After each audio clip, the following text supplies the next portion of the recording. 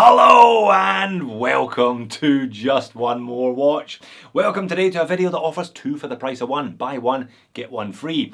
Half review, I am going to review this brand new Seiko 5 field watch, the SRPG, just launched here in Australia last week, and I picked one up for the channel. But I'm also going to have a bit of a rant about it beforehand and where I see the evolution of Seiko's 5 range and this range of field watches, some legacy models in particular. I don't understand what Seiko have done here. Perhaps you can enlighten me in the comment section.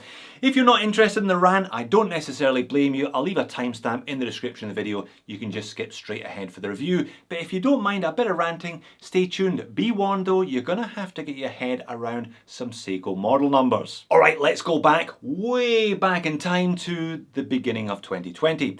Seiko had two much loved and long-standing legacy pilot style, field style military watches in their Seiko 5 range, those being the SNZG and the SNK. Now the SNZG was actually the first Seiko that I ever bought, even though I got the model number totally wrong on the thumbnail. It is a cracking watch, one that I have recommended on multiple occasions.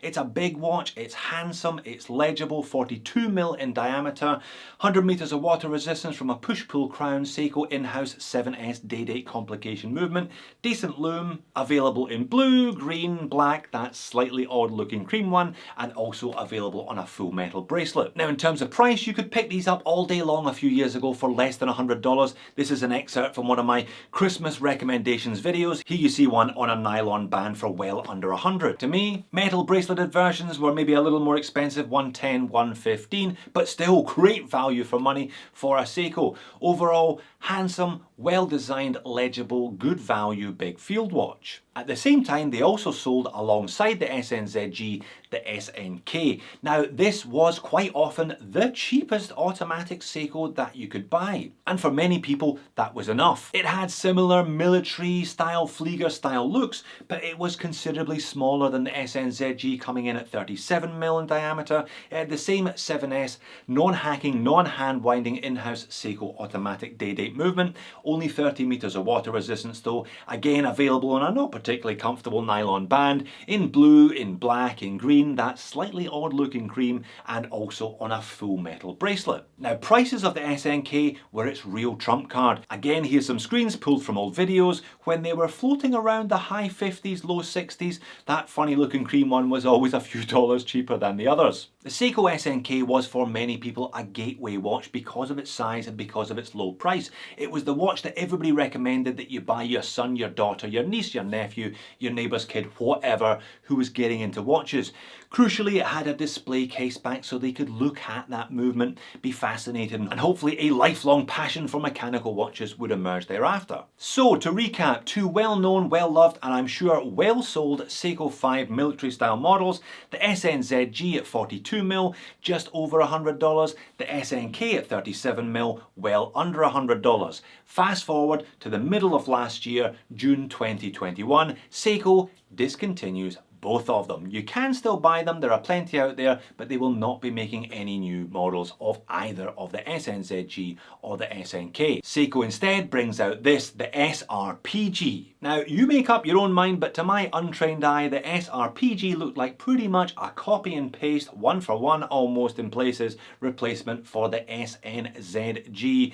Very, very, very similar look, but they updated it with a modern hacking and hand winding 4-arm movement. Again, in a range of colours. There were blue ones, there are green ones on nylon bands, there's a variety on a bracelet, and there's even a couple of retro style ones as well. However, the big change was, apart from the price increase, they shrunk the case down to 39.4. Fast forward to now, today, and Seiko have just launched the SRPH models. Now, again, make up your own mind, but to my untrained eye, the SRPH looks like a one-for-one copy and paste replacement for the SNK.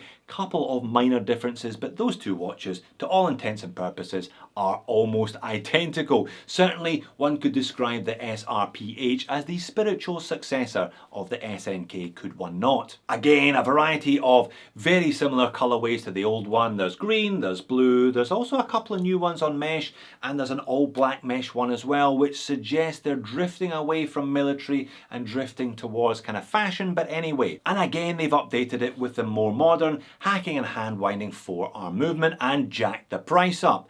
But they've also increased the size to 39.4mm. So today in 2022 we have the SRPH and the SRPG, which are effectively the same watch with different dials. It's the same case, it's the same crown, it's the same case back, it's the same movement. The only difference are the bands and the dial and the hands. Why Seiko? Why did you do it? Why did you take two models in the form of the SNK and the SNZG that were similar but very, very different? I'm sure there was some overlap, but they were aimed at different ends of the market. Why did you replace them with the SRPG and the SRPH, which are effectively redialed versions of the same watch? You've replaced two with one. Now I know for a lot of people, me included, 39.4 is a better size than either 42 or 37, but I also know that a lot of people will not look at anything under 40mm, and there is no way you would give one of these to a small child. It is just far too big. It's 13.4mm thick,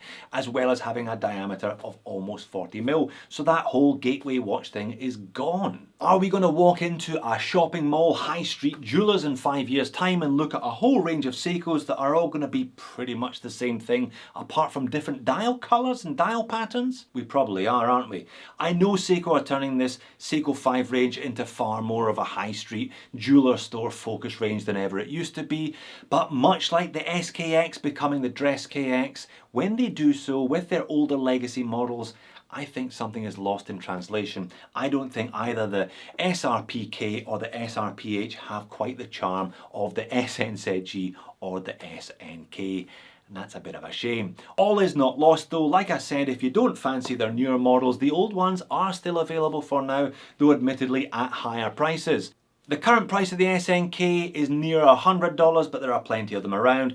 The current price of the SNZG is closer to $145 on a bracelet, but I still reckon that is great value for money. Indeed, I predicted all of this exactly a year ago when I said that the SNZG was the best value for money Seiko you could buy at that time. Nothing has changed my mind. Alright, rant over, that's my thoughts. What do you think? Do you prefer these new Seiko 5s or do you pine for the old ones like I do? Leave me a comment, I'm really looking forward to reading some of those today. But for now, let's flip the camera and get on with the review. Still here, well done for making it all the way through that rather lengthy rant. Do you know what? I haven't even started talking about price yet, have I? The Aussie list price, the Aussie recommended retail price on this one is a slightly laughable 495 AUD. I don't think it's worth anything like that. US list price, the US retail price is 275, showing that once again the Aussies are getting pumped with that conversion. I paid 379 AUD, so I already got 120 off the retail price of a brand new watch.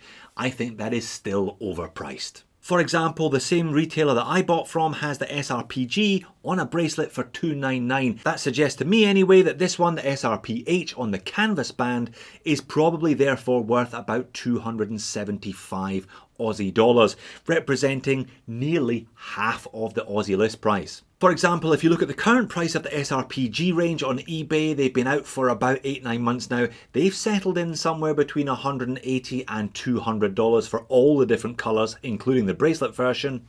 Similarly, on eBay, the prices of the SRPH range currently are between $210, $215 up to $230. I reckon they've got at least 20% to fall therefore before they are brought in line with the SRPG range, which is the same watch. And I do mean it, they're the same watch, the dimensions are identical. 39.4mm in diameter, 13.4mm thick, 47.7 lug to lug with drilled lugs, 20mm lug width, and on this supplied embossed canvas and leather strap, it's not a bad strap, but in this typical Seiko tradition, it is going to require some breaking in. It weighs 73 grams. Stainless steel case, crown and fixed bezel, all brushed in this case. The only difference I can see between the SRPG and the SRPH is that on this model, the SRPH, it's a brush side case. On the SRPG, it is high polished. 100 meters of water resistance from an unsigned push-pull crown. That is a domed hardlex crystal. Now, somewhere between single dome and double dome, because you do get that distortion at the edges of the viewing angle. And it's the same movement that powers both of the watches as well. It is the venerable Seiko 4R36, the day-date version of the 4R35. 24 jewel hacking and hand winding. It is rugged, it is robust, it is reliable, and it is reasonably accurate, though I did notice something slightly disturbing from my usual retailer. They're now suggesting a daily variance of plus 45 to minus 35. That's worse than I remember it. Perhaps Seiko have widened the envelope even further, or perhaps this retailer are giving themselves a little bit of extra leeway to head off potential customer returns. Either way, it's not particularly accurate on paper, is it? The reality of the 4R movement though is usually quite a lot better than the spec sheet suggests it is.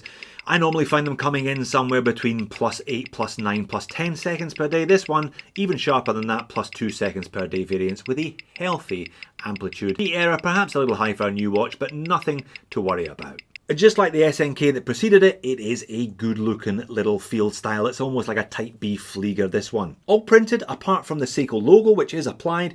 The Seiko 5 logo, the Superman S, is printed in this case. And it has those dual rings of Arabics from 5 round to 55 on the outer edge, and the hours, the 1 to 12 on the inner, with that prominent printed triangle up there at 12 o'clock. I like the automatic script beneath the pinion. That has been kind of borrowed from the Seiko Sarb range and some of the dressier JDMs, but I think it suits anything that it goes on, even these slightly more economical and slightly more militaristic Seiko 5s. There's a bevel around the day-date complication there at the 3 o'clock. And I do like the very subtle but still noticeable use of colour. Those hour markers, they're kind of printed batons, but there is a circle of applied loom. I'll show you the loom video in just a second or two. And that loom is orange at the 12, the 3, the 6 and the 9, picking up the very tip of the second hand, which is also orange. Second hand is black with a loomed counterbalance. Nice sword shape with syringe tip. Hour and minute hand, good size on them. The hour hand just hitting that inner circle. The minute hand just hitting the minute markers.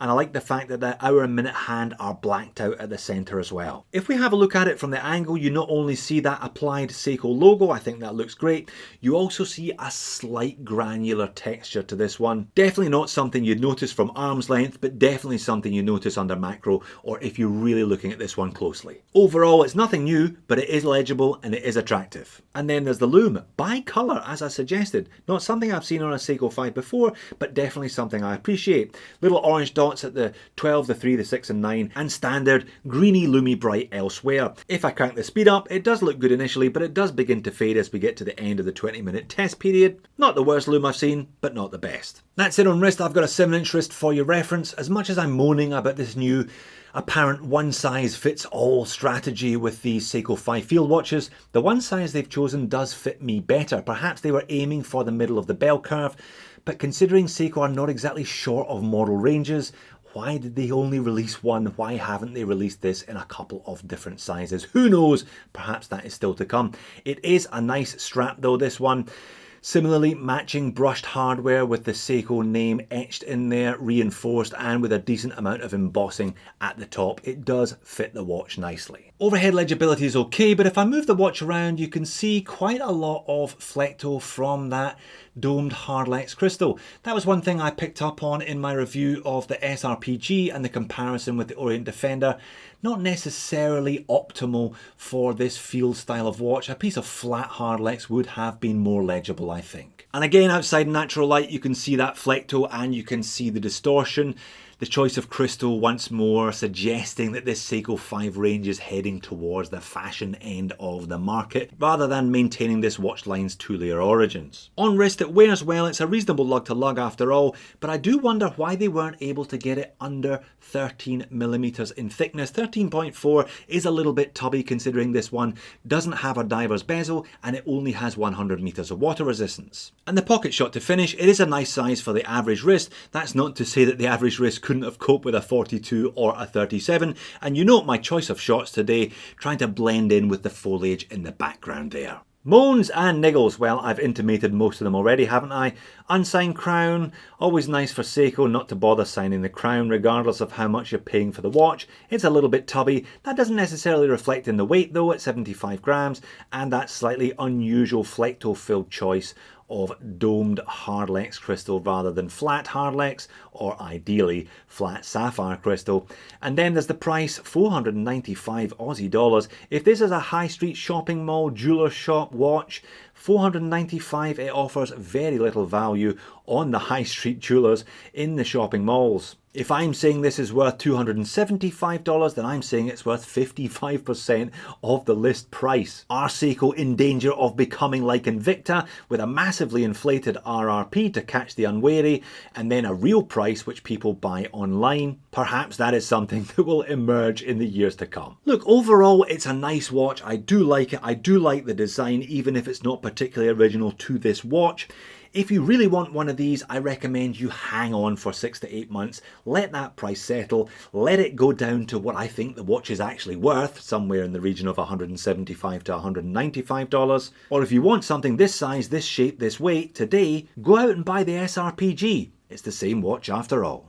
So there you have it, the Seiko SRP H range. Very nice indeed, if a little bit overpriced at the moment. If you're keen on one of these, hang on for 6 to 12 months. I'm sure they'll be well under $200. If you're not keen on one of these, why not check out the two old guys that I was referring to in the rant earlier on. Thanks for watching, see you soon.